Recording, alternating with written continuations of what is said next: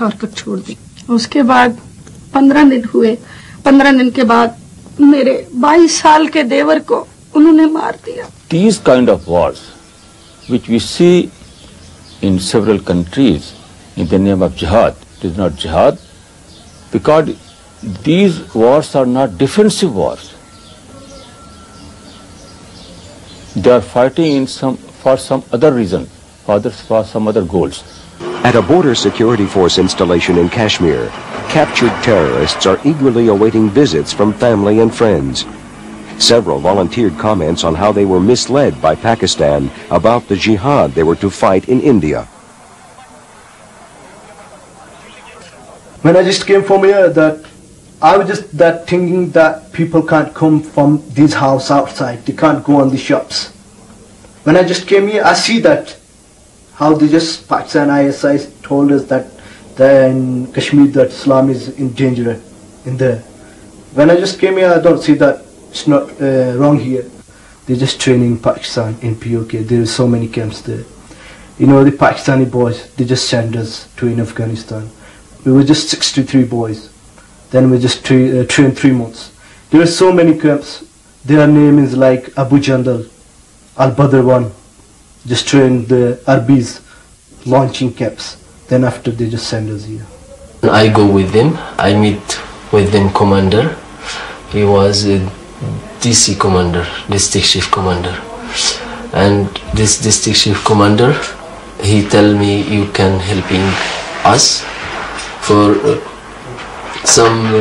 give us some information about gun, about train, about how you in your country fighting against Israel, how you was fighting in PLO, because I was working for a PLO 5 years. Unlike Kashmir, the terrain in Punjab is flat and open, and thus unwanted militants and their weapons can be kept out. The government has erected a fortified fence along the Pakistan border that has proven to be very successful. While militant acts continue in Kashmir, Punjab has recovered from its 8-year war with Pakistani-sponsored terrorist groups that pitted Sikhs against Hindus. Indeed, with its newfound stability, Punjab has regained its former prosperity. It's hard to imagine that only 11 years ago, the Golden Temple at Amritsar, the most holy of Sikh temples, was the scene of a major battle with the militant forces and suffered severe damage. Today, tens of thousands of worshippers come every day to attend prayer services at all hours and take in its beauty. While freedom of the press is taken for granted in Punjab today, the situation was very different in the 1980s. Journalists were the first group targeted, and scores were eliminated by the militants.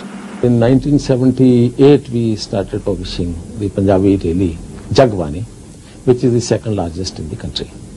So, but my father was assassinated. He was the first to be assassinated when this whole movement started, this terrorist movement started.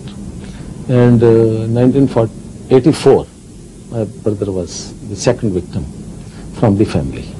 Many factors contributed to victory in Punjab. Despite very difficult circumstances, security forces have managed to restore peace and stability to the state. The situation in Jammu and Kashmir has yet to reach this point.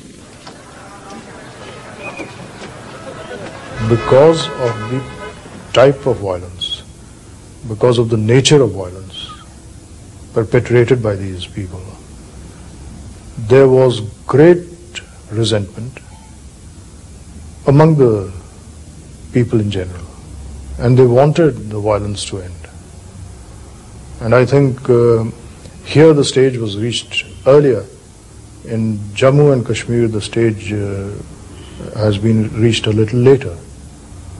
But this is the stage where the general mass of the people are thoroughly disgusted with the type of violence which is going on there. This is not to say, however, that Pakistan's export of terror has not been felt here in the United States. Can anyone forget the World Trade Center explosions?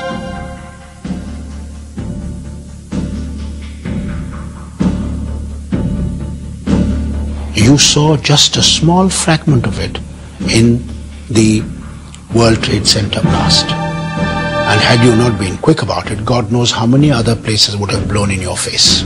I do not see how you in America cannot see the danger that Pakistan is preparing for the rest of the world peace. This is not the world order that you are thinking of. Militant Islamic fundamentalist organizations are raising funds in your country.